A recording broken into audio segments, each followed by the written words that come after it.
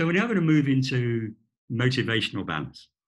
So attention is the foundation, and we can't progress without it. But even if we have trained our attention, we still need to have a compass. We need to have a desired direction or perhaps an object for our attention. And this is all about motivational balance, which is about, in turn, what you really care about, rather than what the mind is screaming at you that you need to care about, not just now, but in the longer term. Okay. It allows us to avoid focusing on just one, maybe often troubling aspect of our lives, but to see a bigger picture. So in a small nutshell, it's focusing on what is really important. So why is there this really in brackets? Don't I know automatically what is important? Well, the answer is maybe not. The reason why we put this really in brackets is because the mind, as we've seen earlier on, is just so good at making these automatic predictions, leading us to believe that something needs our attention right now. And that is what prevents us from moving towards what's really important in perhaps the longer term. So where is it that we need to put our attention? Well, we need to have our attention on our real goals. Not only the immediate goal that appears to be in the mind right now, but what are our real short, medium, and long-term goals? What values might we have that we might want to be driving our behavior? How might we want to show up in a moment? And it says drivers in brackets. So know this, that all values are drivers or potentially drivers, but not all drivers are values. There may be things that are driving your behavior in the moment, but have got nothing to do with your values or even your goals. They're not the same. But all values, if every time you are driven to behave or do something or think or feel something, if every time you actually ask yourself what value is here that is driving this, then that is about how you actually want to show up. You can redirect your attention to that. And once our values and our goals are known to us, they are a tremendous anchor for our attention and focus. Just as the breath is the anchor for our focus and attention in the practice of formal mindfulness meditation, we can, under stress or distraction, have our values and goals as the object of our mindfulness in our daily lives. And thereby, they can both be our compass, which allows us to plan a path to destinations, and also our keel, which is that which enables us to remain steady, or our rudder that also helps us to drive in that direction. And this is especially the case in difficult times. Okay. And these things capable of providing a sense of resilience and well-being that is independent of anything that we might get. Okay. We're able to know something like this. We're able to tell ourselves, well, I brought my best self to this. It was really hard, but I did my best. And this is one of the biggest secrets in the science of happiness. And it's not about what I get, but it's more about how I show up in the moment. Have I been at my best? An analogy that I really love to bring to this is the rock climber analogy. So a rock climber is actually putting themselves in a genuinely life-threatening situation. They are actually in danger. Okay, so it's voluntary, but they are in danger, hanging off a rock, maybe a couple of thousand feet above the valley below. And their next move, if they get it wrong by even an inch, then they're dead. So if the thing that they care most about in the moment when they're on the rock is the fear of falling off the rock, if they allow themselves to be subject to the second arrow of all of that fear and what might happen if I slip, I'm going to die, and all of those things, then by definition, because the conscious mind cannot multitask, they're going to lose attention on what they need to care about, their immediate action in this moment. Where is it? How can I use my skills and resources to put my hands, my fingers, my feet in exactly the place that they need to be so that I can climb to the top of this rock? So they're able somehow to redirect their attention by using skills and resources to things as they are. That's really what this is about. And the same might apply to any other stressor. So for example, even with coronavirus, attend to what you really care about and then to what is actually the best way to maximize the probability of what you care about actually happening. Switching off the circuitry of the second R and attending to what needs to happen right here in this moment so that I might get what I want. Okay? Because getting into anxiety and rumination has its use. But if we dwell on that, then we're not doing anything in the moment that is actually useful. Okay? All right. So know that not all goals and values were created equally. And I'm just going to read this out. It's actually quite fun. You could have, we call boderic mind, being on the hedonic treadmill. So the hedonic treadmill is really about getting more and more stuff, worrying about what happens if I don't have more and more stuff, more fame, more power, more riches, more wealth, more opportunities to go shopping. And what Boderick said about this was that whoever said that money can't buy happiness simply didn't know where to go shopping. And that is profoundly untrue. And maybe this gentleman, Will Smith, who said this, maybe he's more on target. He said, whether he really knew this in his body or whether it's just something that he said in his mind, I don't know. But he said, too many people spend money they haven't earned to buy stuff they don't want, to impress people they don't like. And that is actually quite profound. Okay, so how do we discover what it is that we really care about? And I'm just going to go over this really fast, but there's a lot of detail in this. And we'll be talking about this much more in our workshop. So the first thing that we can do, though, quickly, is to identify key roles in our lives, okay? Or at least identify aspirations for what we would love our key roles to be. Okay, so there's that. Having identified those key roles that we play or would like to play in our lives, so we contemplate what kind of person do we want to be in those key important roles. Or maybe we might even do it on the big picture level and say, well, what kind of person do I want to be in my life? How do I like to show up in my life, particularly when difficulties are arising? And then having contemplated that, we would then say, well, what values would you love to bring to these roles? And with an emphasis on bring rather than get.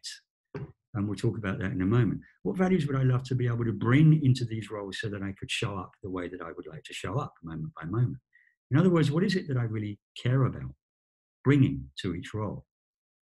So, for example, some people may think of parenting as being an important role.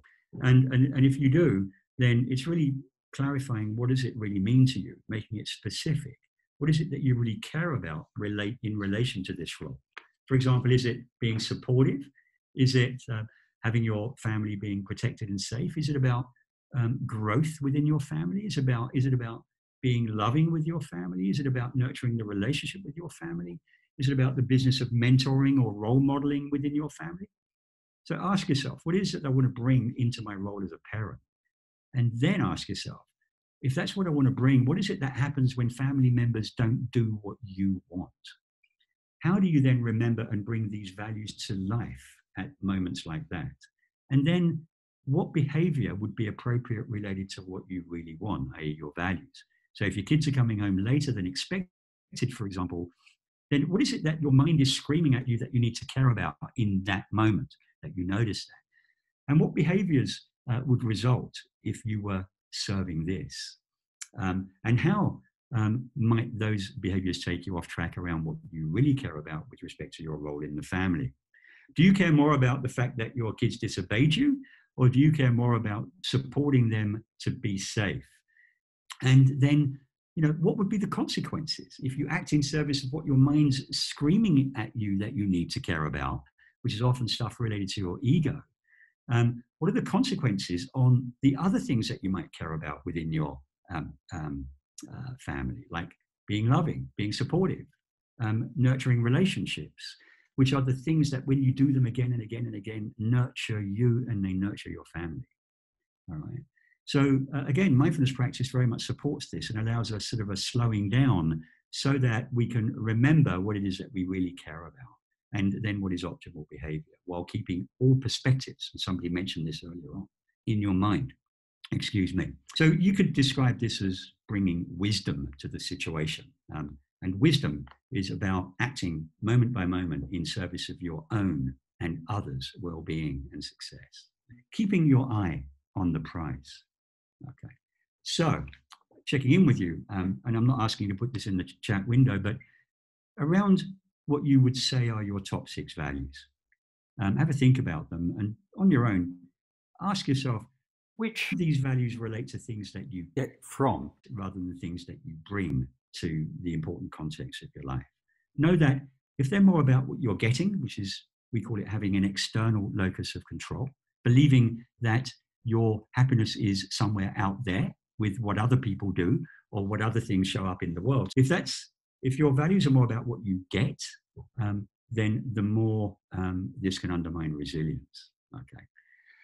All right. So other things that you can do. So having sort of discovered our values, then the idea is to set our goals along the path of our values. Okay. And knowing that when we see things as problems rather than as goals, then stress arises. And so what we can do is we can simply ask ourselves, what is the goal that this problem relates to? You know, when we remove this problem, if you wish, then what goal might it serve? And then we can just lift our eyes out of the problem and bring our attention to the goal. We will notice an immediate sense of power or self-efficacy. When we look at things as goals, then we realize there's something we might be able to do. And then, of course, the next step is to determine that which we can do that might serve our goal. And taking our mind out of the problem takes us out of that state of unresourcefulness, which is what happens when we attend to drama. It takes us out of the threat state so we can actually be more creative. Okay. Then looking at the goal, we just check in. We do need to check in that the goal is actually related to something that we really care about. And if not, redirect our attention to that which we can really care about. In other words, we learn to keep our eye on the prize. Okay, so that's really what we need to learn to do. And you can imagine now that this is a mindfulness practice. Every time that you notice you're in problem territory, you're going to feel agitated. You can notice that in the body and then use that as a signal to redirect your attention to something else, which is more in the goal territory. What is it that you really care about? Okay. Another thing that we can do is jump into the mental time machine and use the predictive ability of the brain to predict something different from that which we normally predict. And we can run something called a best possible self journal to install different predictions. And we do this by envisioning what our life might look like 5-10 years ahead if we were to apply ourselves fully to what we really care about. And so this is, we need to be real about this, of course. If I decide at the age of 62 years old that I actually really care about being an astronaut, then I'm just being deluded and I'm setting myself up for suffering. But many of the stories that we tell ourselves about what we can't do are not true. They are fake news, as we described earlier on. So keep it real, but notice the mind telling you that you can't do stuff that actually you can if only you let go of the stories that are limiting you. So when you get out there, 5-10 years out, you look back from that place in the future and ask yourself, well, what is it that I started doing 5 years ago so that all of this was able to happen? And in particular, what were the storylines that I needed to let go of 5 years ago in order that I was able to be here right now? It's a very, very useful practice.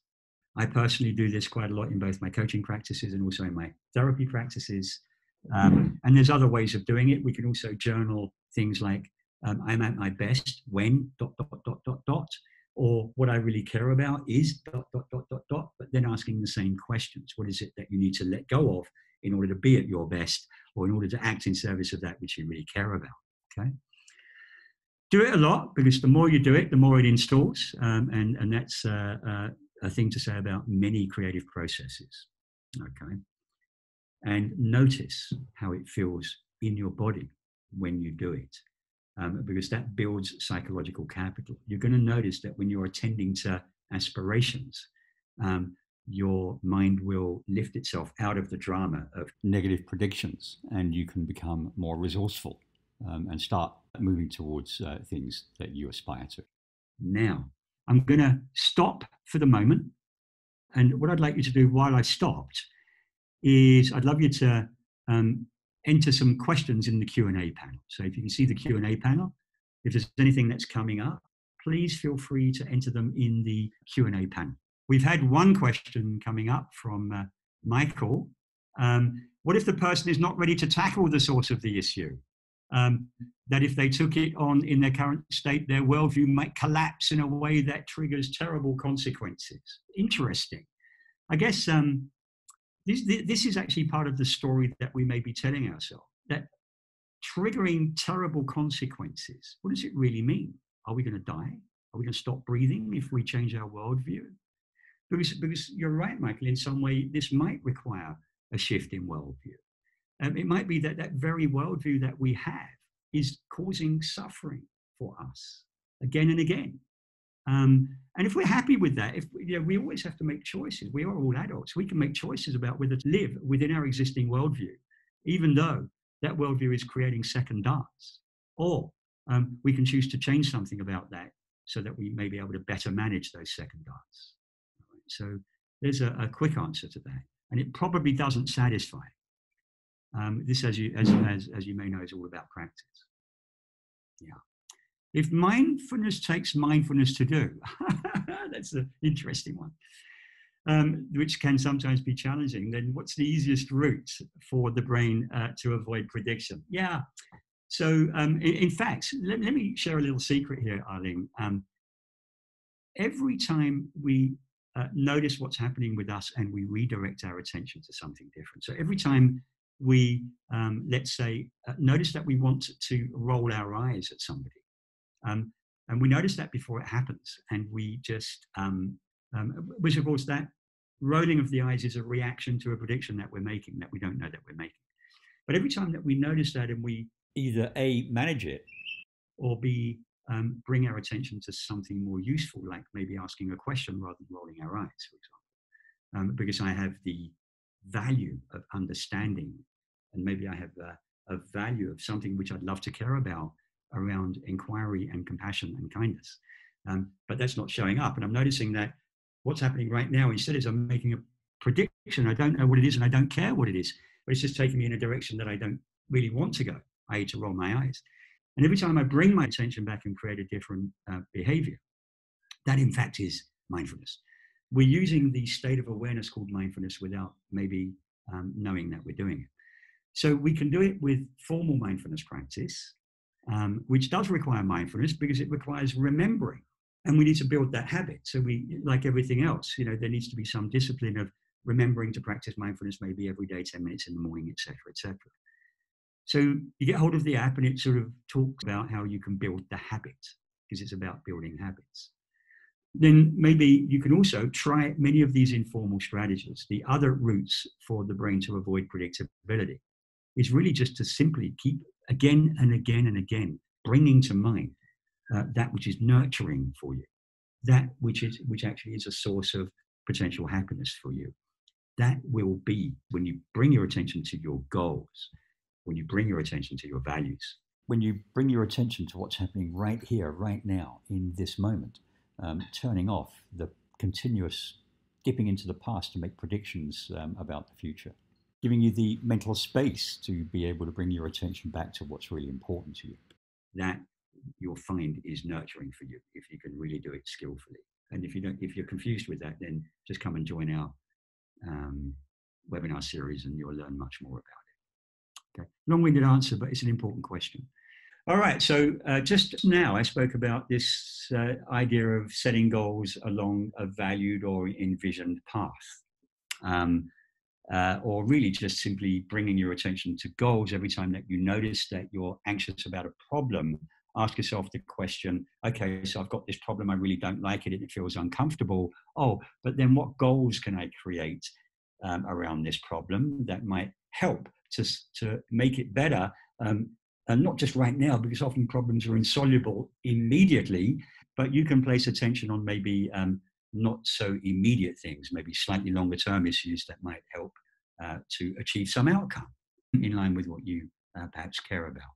And then working out what behaviors might serve that. So that's the way of potentially doing that. But we need to keep our eye on the prize. But as we do that, we might want to be alert to the yes but mind. And I think I have mentioned that. Challenge the yeah buts. The yeah buts originate in stories that were installed often when you were very young, sometimes perhaps when you were as young as maybe earlier than 10 years old. And I often ask people, would you listen to somebody else's 10-year-old child telling you how you should think, feel, and then act around a particular situation? And people normally laugh at me when I ask that question, because the answer is obviously no. What are you talking about? Then the question is, why are you listening to your own inner child's voice, whose voice was trying to protect you from something that happened maybe very, very early on in your life, and creating stories that have been related to a particular situation in the present that is not related to that old story at all. And you've forgotten what the story is, but you can guarantee that that storyline that created that emotion at that time doesn't relate to the situation today. And then, the idea is to practice letting go. And in the app, actually, you'll learn some hints on how to practice letting go of these negative storylines that are driving your experience in this moment. And remembering that something else that William James said was, whatever it is that you are attending to in this moment is your experience, is your reality in that moment. So if you want to change your reality, just change where you're placing your mind in that moment. It's easier said than done, of course, because these predictions have tremendous power over us without training. Okay. So you just notice these predictions and just come back to right here, right now, and then in that space, what is it that I can actually do? All right, so there's that. So a few other strategies, I'm just going to list them out. These are all shown to cultivate motivational balance, which again is a key part of it. And some of you will want to do some of these, and we will talk about many of these in depth on the longer webinars in a way that actually brings them to life. But have a gratitude practice. Tell yourself at the end of each day one thing that you can be grateful for. It might be simply that you're still breathing. You might be grateful for a particular relationship. You may be grateful for something that somebody did. You may be grateful for the fact that there was toilet roll in the supermarket today, and that rice hadn't gone up by 3 times today, or that petrol had gone down, or whatever it might be. Just put your attention on something which is nurturing for you, and this builds the neural infrastructure of resilience. Nurture your relationships. I think it may have been Michael actually said something about this earlier on today, about social connectivity. We're all able to nurture our relationships. And one way perhaps of doing this, one way is seeing social distancing as physical as opposed to emotional and mental. We have a phone, and we have ways of communicating with each other where we can nurture ourselves by demonstrating kindness and caring to others that we care about. And we can even tell ourselves a beautiful story that we care about every single person on the whole planet. We can tell ourselves that we care about all sentient beings. And if we tell ourselves that story again and again, then in fact that will become our truth. But what we tend to do is to artificially create tribes, making choices about who we should be caring about and who we shouldn't be caring about.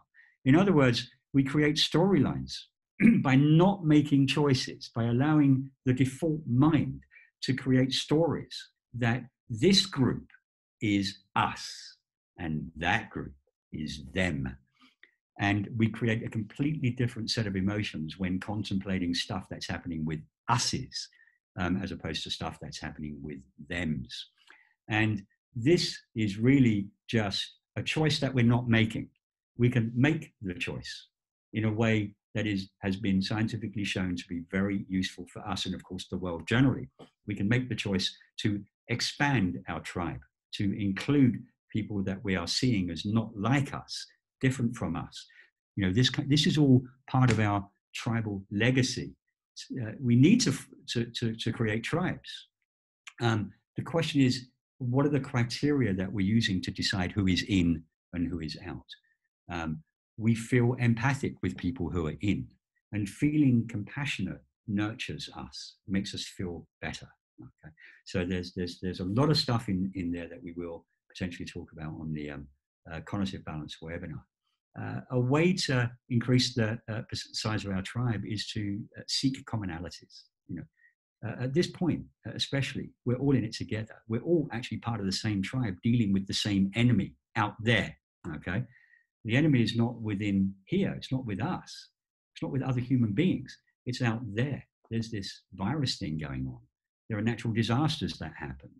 There are changes that we need to relate to. We need to look at them with a sense of we're in this somewhat difficult game called life, all trying to be happy using our own information, everything that we know, and in order to try to be happy and be compassionate about the fact that many of us get it wrong. You know, we create behaviors that are just not skillful for us and other people in the context of being happy.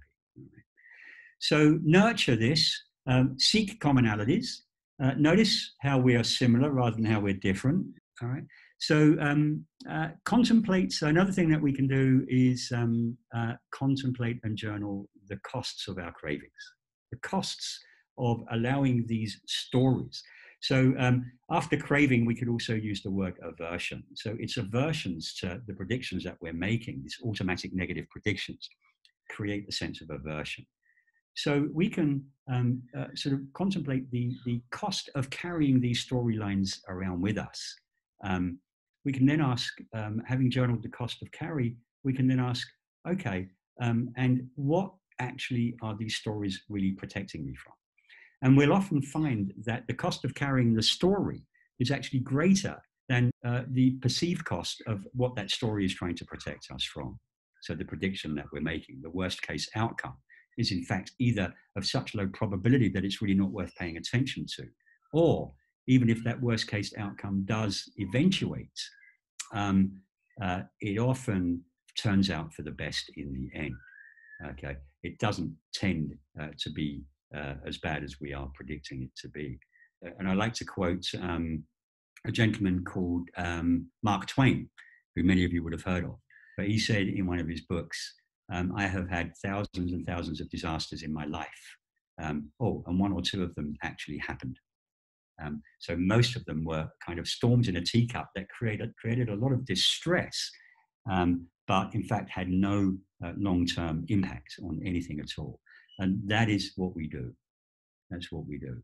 And another recommendation is to get hold of a book called Flourishing by a gentleman called Martin Seligman, who you may have heard of. He's the founder of the positive psychology movement. Okay. All right. So in summary, around cognitive balance, happiness arises when we focus less on what we don't have and put our focus instead upon what is it that we can do right here, right now, along some kind of valued direction. What goals can we set along something that is maybe in the slightly longer term important to us to focus on? Okay, what is it that you really want? And it's difficult when you're at home and your kids are screaming at you and they're looking for your attention. But keep your attention on what it is that you aspire to in your role as a parent. What do you really want? And what might you be able to do? Maybe you're getting very anxious or very angry because your kids are demanding your attention while you're trying to work from home. Or maybe you notice that they're doing things that you don't like. Okay, so I've got this problem and I don't like it. What actually is my role now? And for example, if you think that cultivating a growth mindset within your children is part of your role, then know that that's not going to happen right here, right now, but it will happen over the long term, depending upon how you show up again and again and again with your kids. Noticing the opportunity to reward them every time they exercise this wonderful thing called impulse control. Sharing, giving them, and this applies not only to your kids, but everybody. Notice them, people doing things that are difficult for them, and sharing that you've noticed it. John, I really appreciate the way that you approached this. I know that was difficult for you. That builds long-term well-being, both for you and also for others, and also builds long-term performance as well for yourself and also for others. Being at your best so that you can bring others to be at their best. All right, so just the last paragraph on this slide, using your faculty of attentional balance to notice and redirect your attention every time you're agitated to the question, what do I want? Not only now, but also later. And then how do I need to show up now, if that's what I really want, later? key point, and it's called impulse control. Okay, and that ends this very brief introduction to motivational or conative balance.